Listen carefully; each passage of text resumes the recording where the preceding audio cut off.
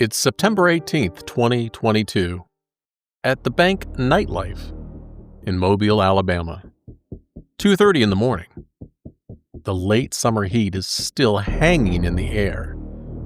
It's one of those warm, southern nights where nobody wanted to go home. The club is packed. I mean, packed! People streaming out after a concert, music still pounding through speakers. Conversations and laughter mixing with bass. You know, it's that Saturday night energy. Inside, John McCarroll finds his friend Reginald Fluker. He hands him something. A gun. Right there in the crowd. And then McCarroll does something that will haunt this case. He physically points. That one. Milton Carter. That's the target. 5 shots, people scattered, ducking, running for exits. Someone's down. Blood is pooling on the floor. But when the chaos settles, Milton Carter walks out of the club, alive. The man bleeding? 31-year-old Derek Shavers, father of a 6-year-old, a Walmart team lead. Wrong place, wrong time, wrong person. And that's just the beginning.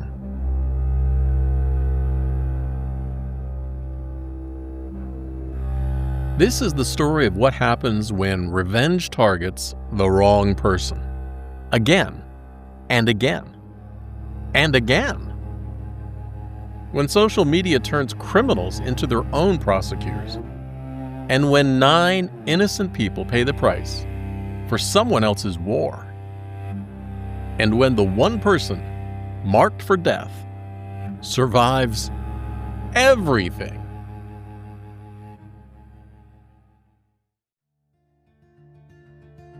I'm Steve Rhode. Welcome to True Crime Cases You Haven't Heard. Before we go any further, let me tell you exactly where this story comes from. Everything you're about to hear, the nightclub shooting, the Mississippi murder, the machine gun attack, the Walmart shooting, all of it, it all comes directly from federal court documents, FBI evidence, trial testimony, jury verdicts, and verified news coverage. Look, I don't deal in rumors. I don't deal in speculation. And when I tell you something happened in this episode, it's because prosecutors presented it to a jury, and that jury rendered a verdict. Some defendants have pending appeals. Milton Carter was never charged with any crime discussed here. But the events I'm describing, they're anchored to the record. Now let me tell you what that record revealed. For 30 years, I've been investigating criminals, financial fraudsters, con artists, people who hurt others for profit. I've seen a lot of stupid criminal decisions. But what you're about to hear might be the most spectacular failure I've ever encountered. Between September and December 2022, John McCarroll orchestrated a murder-for-hire conspiracy in Mobile, Alabama. He hired multiple shooters, provided illegal weapons, including machine guns. He directed attack after attack after attack. His target was Milton Carter. And here's what happened. 2 innocent people murdered. 1 person permanently paralyzed. 6 more wounded. Months of terror across Alabama and Mississippi. And Milton Carter? He never got a scratch. But the most damning part? The defendants documented their own crimes. Instagram voice messages bragging about shootings. Facebook posts mocking failed murder attempts. Even continuing to obstruct justice from jail on recorded phone lines. To understand how this conspiracy went so catastrophically wrong, we need to start with the spark. The death that set everything in motion.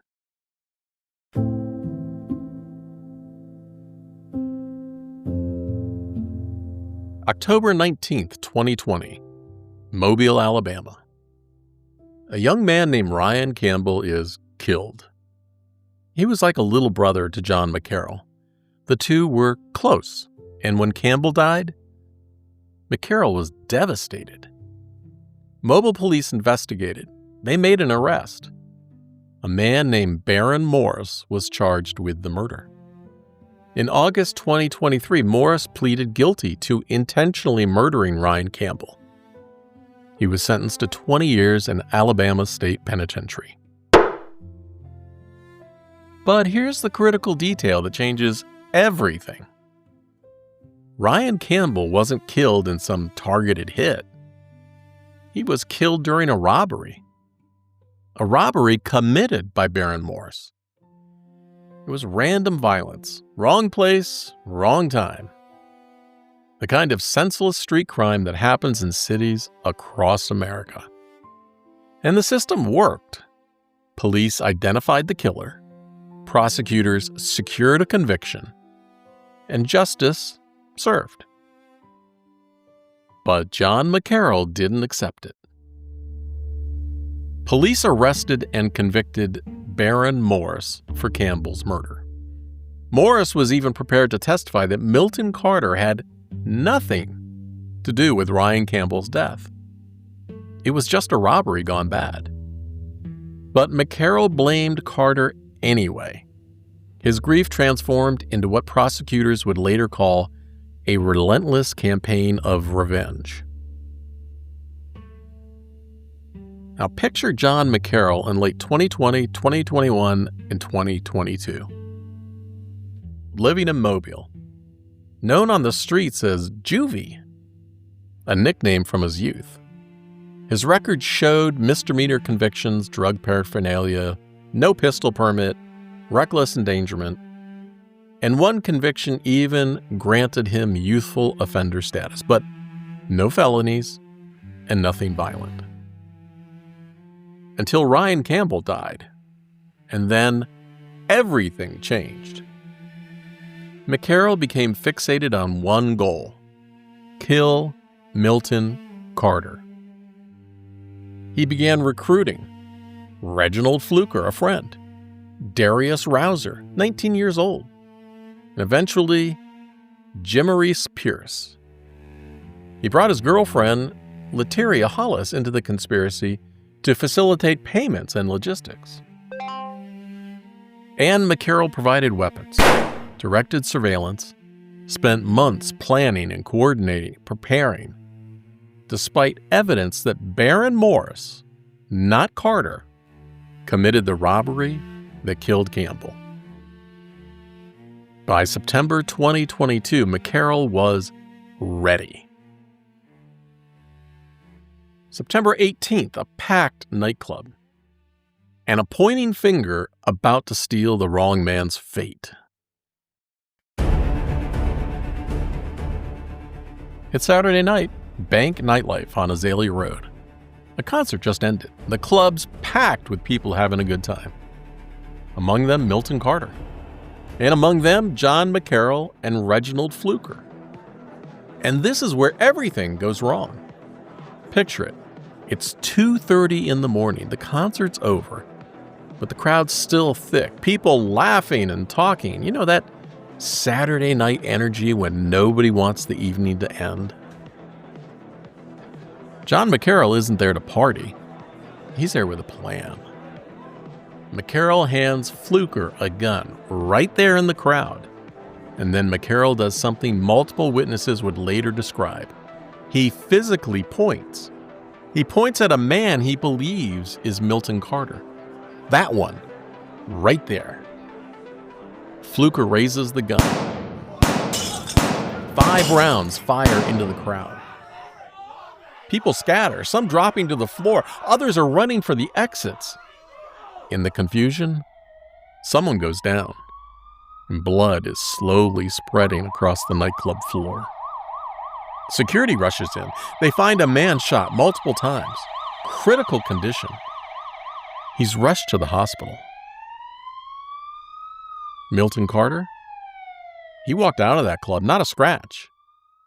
The shooter fired 5 rounds in his direction and somehow missed him completely. The man on the floor fighting for his life? Derek Shavers, 31 years old, father of a 6-year-old son. Worked as a team lead at Walmart for 5 years.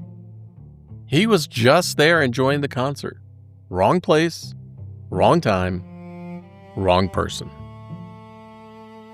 Derek Shavers underwent emergency surgery. He was shot 4 times. His family rushed to his bedside, and his aunt told reporters, "My nephew is a single parent.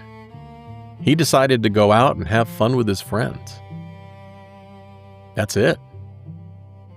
His sister would later describe him as a hard-working man who was very kind to people and didn't meet any strangers. A father, a Walmart team lead, and a man who just wanted a night out with friends. And now all of that hung in the balance as Shavers lay in a hospital bed. Mobile police responded, witnesses gave statements, surveillance footage was collected, and the investigation was just beginning. Arrests wouldn't come for months, which meant McCarroll was still free, still planning, and still directing. Just 3 days later, while Shavers fought for his life and detectives worked to identify suspects, the conspiracy would claim another victim 300 miles away in a Mississippi casino parking lot. September 21st, 2022. 3 days after bank nightlife. The unseasonably warm September weather continues across the Gulf Coast. And while Derek Shavers fights for his life in a Mobile hospital, 2 young men drive north to Mississippi. John McCarroll had directed Darius Rouser and another man, Carmelo Cortez Morris Dirks, to steal a car. They needed an untraceable vehicle for surveillance back in Mobile. They wanted to track Milton Carter's movements. And they ended up at the Scarlet Pearl Casino Resort in D'Iberville, Mississippi. Around 2 in the morning, Rouser and Dirks positioned their already stolen Nissan Altima near a Dodge Charger in the parking lot. Rouser told Dirks, "I'll do the rest," and then Rouser approached the Charger. Inside that Charger, 36-year-old Nicholas Craig. Craig was a Best Buy manager who'd moved to California in 2019. Originally from Mobile, his mother, Sumoris Tucker, would later describe him as tall, handsome, respectable, a good son. He pursued creative endeavors, college for art, amateur photography, and even his own clothing business. September 20th, the day before, had been Nick's 36th birthday. He'd flown to New Orleans with his girlfriend to celebrate. And they were staying at the Scarlet Pearl, and then heading to Mobile so Nick could visit his mother and continue the birthday celebrations. But Nick had been experiencing back pain from recent surgery. And around 2 in the morning, he went to his vehicle, probably to sit in the car and get some relief. His girlfriend, Iman Drummond, was on the phone with him. She was having a normal conversation with Nick. And then something shifted. She heard Nick's voice change and then, "Get the fuck out of the car!" The line went dead. She called back 6 times. No answer. Darius Rouser shot Nicholas Craig through the car window. A single gunshot. Nick Craig died in that parking lot. And here's the bitter irony. They shot him, but didn't even successfully steal the car. Craig's body was found inside his rented Dodge Charger. Another botched operation in a conspiracy built on failures. And later, when Dirks asked why he shot the man, Rouser reportedly said, "It had to be done." They needed a car, any car. Nick Craig happened to be in the wrong vehicle, in the wrong parking lot, at the wrong time. Iman Drummond's 911 call was later played for the jury, the recording of her frantically trying to explain what she'd heard over the phone. After the shooting, Rouser and Dirks drove their stolen Nissan back to Alabama, to Azalea Apartments in Pritchard, and then set it on fire, trying to destroy evidence. Nick Craig came home to visit his mother for his birthday, and he never made it. Wrong person, wrong victim. And Milton Carter? Still alive. 3 weeks later, Derek Shaver's family would stop praying for recovery, and they'd start planning a funeral. 3 weeks after Bank Nightlife, Derek Shavers never recovered. October 8th, 2022, a Saturday. After approximately 3 weeks fighting for his life, Derek Day-Day Shavers died. A candlelight vigil was held on October 13th. Family and friends gathered, and they spelled out "Long Live Day" on the concrete. His sister, Sierra Gray, told reporters, "We're trying to cope with it the best way we can, but it's hard for all of us. His mom, our dad, our sisters." And she described her brother as a hard-working man who was very kind to people and didn't meet any strangers. Derek left behind a 6-year-old son whose whole world revolved around his father. The hard-working man, the kind soul who didn't meet any strangers. The father whose 6-year-old's world revolved around him. All of it ended because Reginald Fluker shot the wrong person. It was the first confirmed death in Mobile, the second body overall. And John McCarroll? He's still free, still directing, still not finished. Thanksgiving weekend was coming, and with it, the next attack. It's November 26th, 2022, Thanksgiving weekend. Downtown Mobile, on Dauphin Street, in the entertainment district, it's unseasonably warm for late November. The kind of warmth that kept people out late on a Saturday night. McCarroll is still free. Police are still investigating the Bank Nightlife shooting. And he's not finished. McCarroll contacted Darius Rouser, provided him with an illegally modified machine gun, and directed him to find Milton Carter and complete the job. Rouser was now 20 years old. He'd already killed Nicholas Craig in Mississippi, though that connection wasn't publicly known. And McCarroll gave Rouser specific instructions: surveillance, weapons, and timing.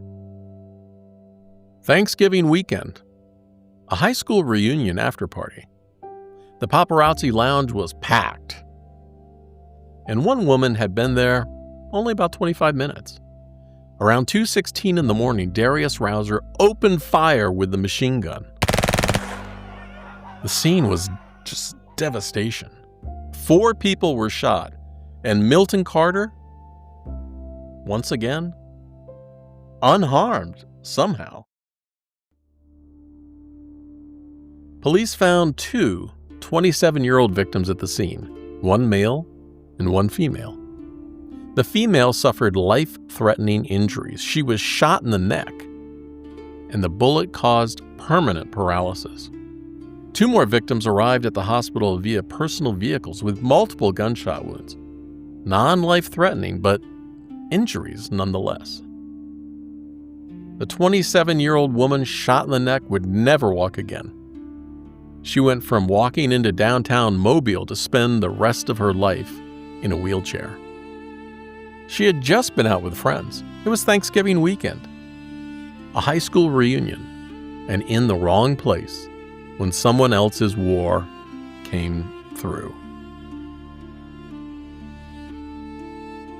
One victim, Michaela Tillman, would eventually speak publicly. "I heard gunshots as I was turning around to run.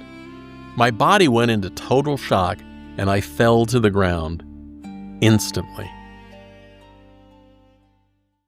3 separate incidents now, 2 confirmed deaths, 1 permanent paralysis, and multiple wounded. Bank nightlife, 1 dead. Mississippi, 1 dead. Paparazzi lounge, 1 paralyzed, 3 wounded. And the target? Still walking around. Mobile police started seeing a pattern. McCarroll's name kept appearing. The bank nightlife shooting, now paparazzi. Shell casings matched. Witnesses overlapped. Surveillance video showed a man in a hoodie. That was Rouser. A quick aside here. This one's personal for me as a longtime viewer of the First 48 TV series. Leading the Mobile investigation was Detective Jermaine Rogers, a homicide detective who appeared on the A&E series from 2017 to 2022. And if you've watched the show, you know what that means. These aren't theoretical investigators.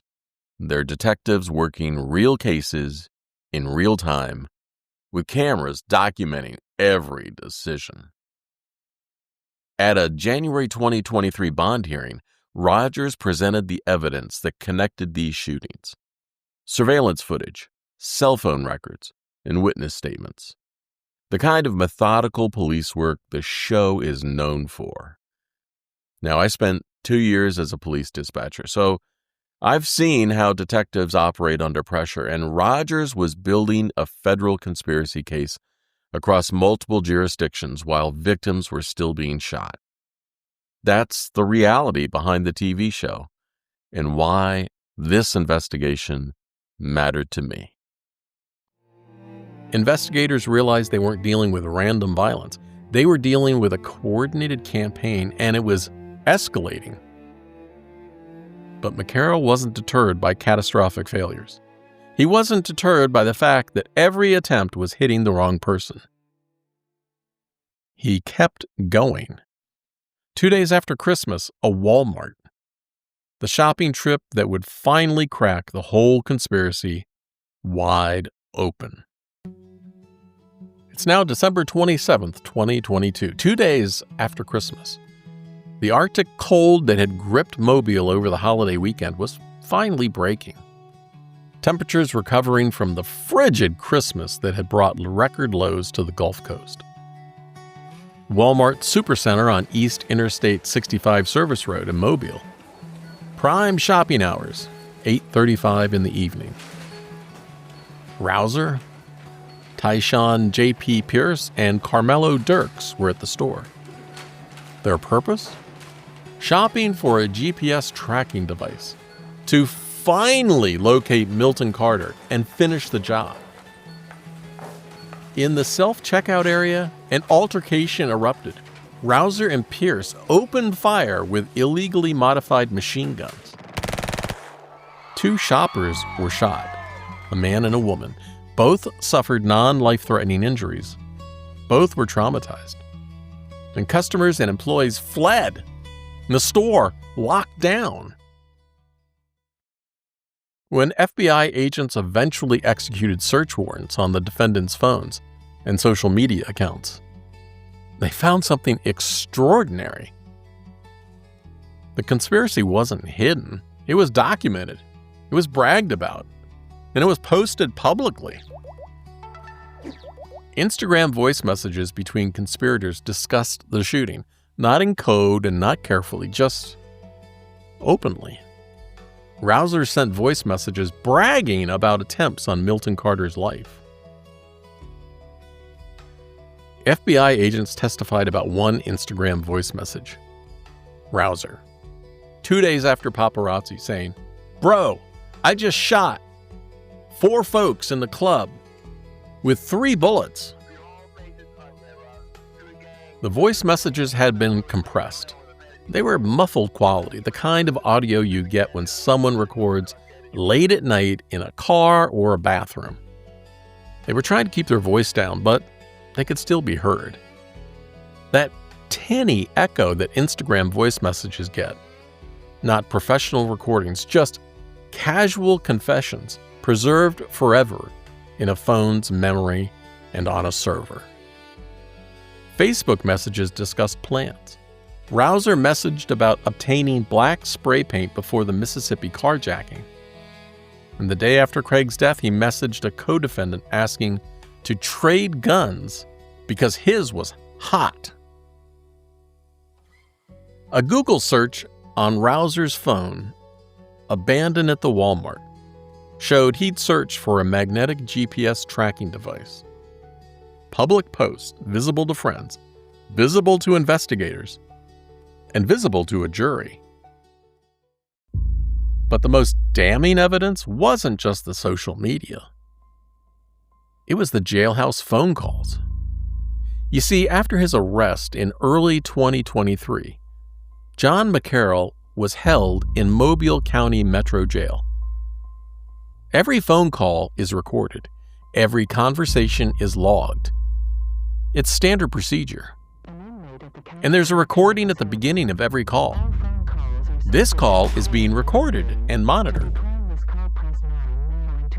Even from custody, McCarroll continued working the conspiracy, coordinating with co-defendants, discussing the case, attempting to obstruct justice. He directed Hollis to hide the murder weapon from bank nightlife. He tried to get Fluker to sign a false affidavit claiming McCarroll wasn't involved. Recorded, logged, time-stamped, admissible in court. The defendants knew this, the warning plays on every call. But they kept talking anyway. 9 victims, 2 dead, 1 paralyzed, and the evidence to prove it all? The defendants created it themselves.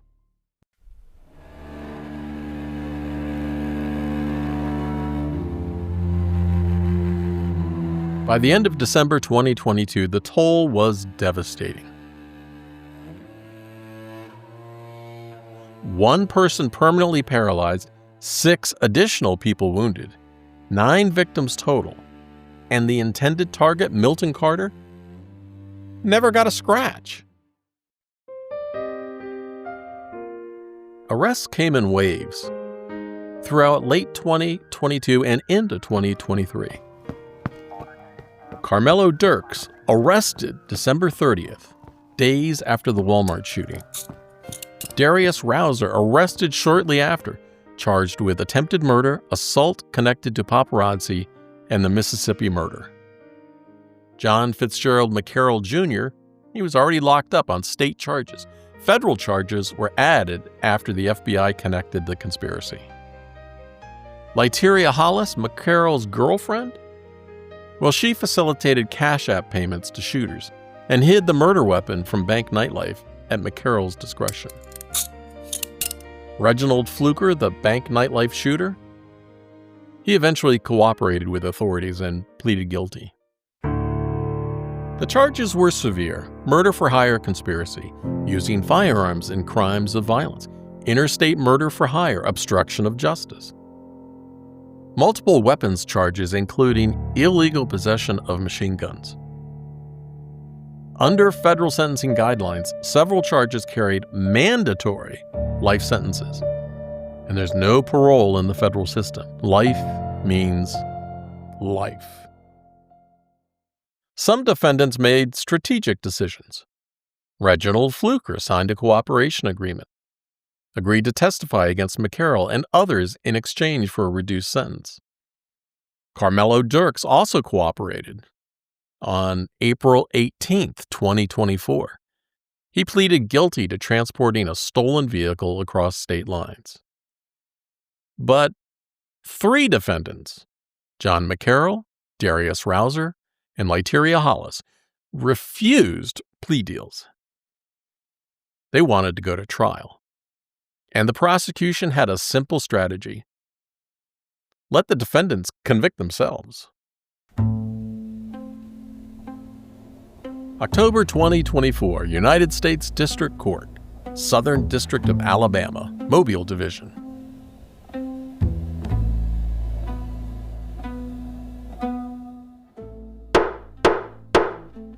The courtroom was packed. Victims' families, media, legal observers. One of the most unusual federal trials Mobile had seen in years.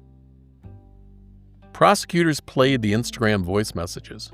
The jury heard defendants' own voices discussing the shootings and bragging about attempts and planning future attacks.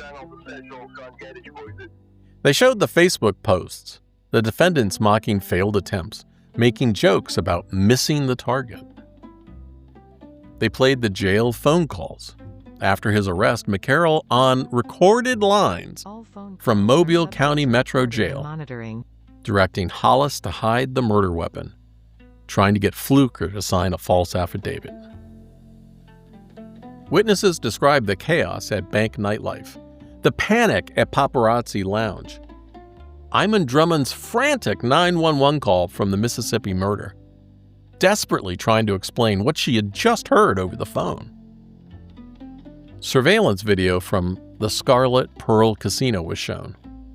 Rouser exiting the passenger seat around 1 a.m., approaching the Charger with a gun. Victim impact was powerful. Medical professionals testified about the paralyzed woman's injuries, about Derek Shaver's fatal wounds, about the 6 other shooting victims. Reginald Fluker took the stand. He'd signed a cooperation agreement, and he testified that McCarroll handed him the gun at Bank Nightlife, that McCarroll pointed out the target, and that McCarroll directed the shooting. Under cross-examination, Fluker admitted some inconsistencies. He said he didn't know McCarroll until weeks before the shooting, and the payment was unclear. His plea agreement mentioned $20,000, but actual Cash App transfers totaled only about $89. Defense attorney Josh Briskman pressed, "That would be a quite low amount to kill somebody, right?" But the core testimony stood. The defense argued these were isolated criminal acts, not a coordinated conspiracy. They suggested random acts of violence better suited for state prosecution. But the evidence was just overwhelming. The Instagram messages were in the conspirators' voices. The jail calls were recorded and timestamped. Shell casings from paparazzi matched a gun found at Rouser's friend's apartment. The pattern was kind of undeniable. Prosecutors characterized the case as a street war and a blood feud, and asked jurors to hold defendants accountable for death and violence that created a bloody trail of collateral damage across Alabama and Mississippi. The jury deliberated. October 25th, 2024. The courtroom was packed and silent. John Fitzgerald McCarroll Jr., guilty, all counts. Darius Rouser, guilty, all counts.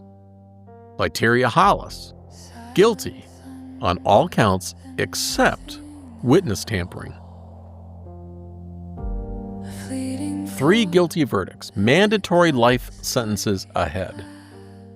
But before they could be imposed, the court wanted to hear from the people who paid the price for this conspiracy. Do you run or stand and face the void, the pool, the empty space? Every choice feels the same in this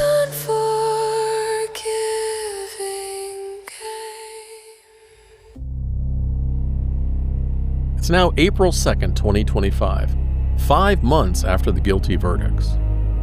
United States District Court, sentencing day. The courtroom was even more packed than during trial. Victims' families filled the gallery, some wearing memorial buttons with photos of Derek Shavers and Nick Craig. Before the judge imposed sentences, there was something the court wanted to hear: victim impact statements. Derek Shavers' family spoke. His mother described her son, the hard-working man who was kind to everyone, the Walmart team lead who took pride in his work, and the man who was just out enjoying music when someone else's vendetta found him. She addressed the defendants directly and told them her grandson would grow up without a father, that Derek's last weeks were terror and pain, and that their family would never be whole again. Nicholas Craig's family spoke next. His mother, Sumoris Tucker, described her son, the Best Buy manager with creative passions, the man who came home to celebrate his birthday. She described how Nick never made it to Mobile. He was shot in a casino parking lot the day after his 36th birthday. The paralyzed woman's family testified. Her testimony described life before November 26th, dancing and walking and independence, and after, wheelchairs, medical equipment, permanent care and needs, a future completely changed. The judge noted her remarkable resilience in facing a lifetime of challenges she never chose. When victim statements concluded, U.S. District Judge Terry Moore addressed the defendants. His tone was measured but firm.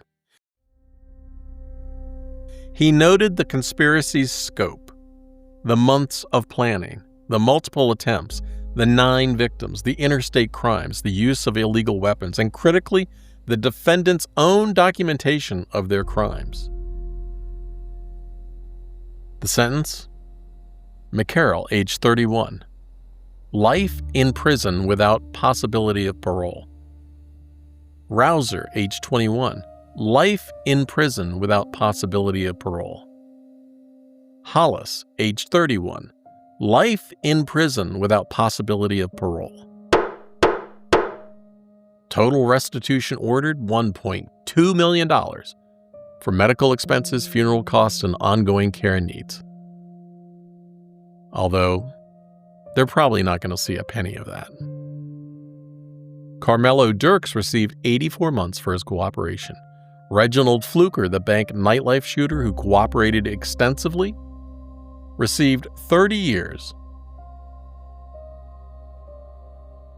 There was no dramatic courtroom reaction, no outburst, just quiet. The kind of quiet that comes when something permanent settles in. 3 people, McCarroll, Rouser, and Hollis, would spend the rest of their lives in federal prison. The rest of their lives. In the federal system, life means natural life. No parole, no early release. They will die in custody. Today, John McCarroll is serving life without parole at a federal penitentiary. He's 31 years old, could live another 50 years, all of them in prison.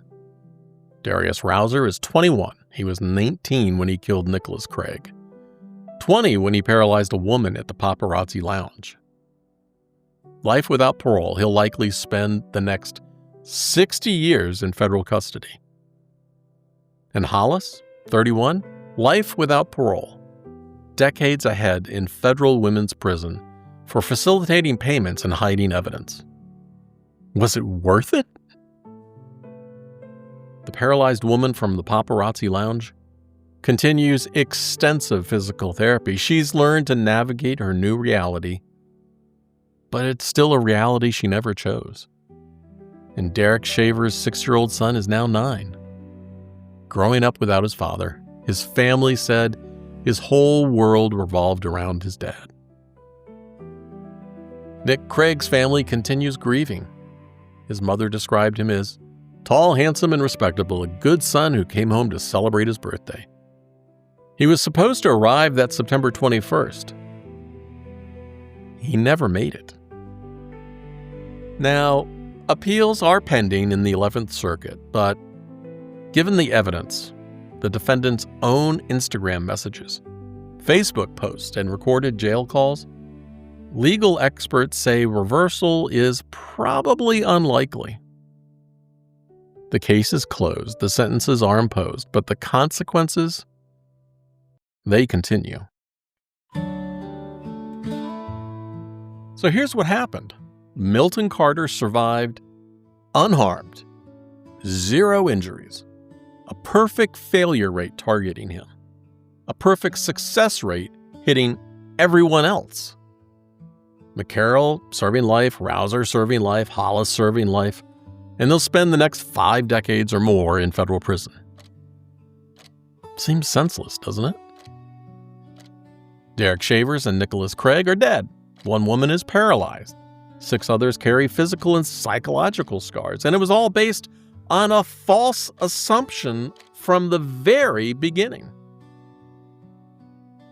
By the way, if you want full case files, court documents, and behind-the-scenes analysis I used for this episode, if you're subscribed to the email list at truecrimeunheard.com, when you get the notification email for this episode, there will be a secret link in that email where you can download all of this stuff and look at it for yourself. Here's what troubles me most about this case, and about so many cases I've investigated over 30 years. How many crimes start with someone being absolutely certain about something that just isn't true? McCarroll was certain Milton Carter orchestrated Ryan Campbell's death. Police said otherwise. The courts convicted someone else. But McCarroll's certainty overrode evidence, investigation, and justice. Every day, people act on assumptions they never verify. Every day, someone is absolutely certain about something that's just wrong. And every day, those bad assumptions, combined with access to weapons and a willingness to use violence, destroy lives. The target was wrong, the premise was wrong, the certainty was wrong. But the guns were real, the bullets were real, the deaths were real. John McCarroll pointed to Milton Carter in the nightclub and said, "That one, kill him." 15 months later, 2 dead, 1 paralyzed, 6 wounded, 3 people serving life sentences, and the intended target walked away unharmed. Sometimes the worst crimes aren't about evil, they're about certainty. Being so sure you're right that you may never stop to ask, what if I'm wrong? By the time McCarroll asked that question, if he ever did, 9 people had already paid the price. I'm Steve Rhode, and this has been True Crime Cases You Haven't Heard. If you have information about overlooked true crime cases, you can reach me through the website at truecrimeunheard.com. You can find True Crime Cases You Haven't Heard on Spotify, Apple Podcasts, YouTube, and wherever you listen. Be sure to subscribe so you never miss an episode. And be sure to visit truecrimeunheard.com and sign up for the notification emails so you not only get access to the secret court documents, but also my weekly updates. Until next time, stay curious, stay safe, and stay subscribed. Bye.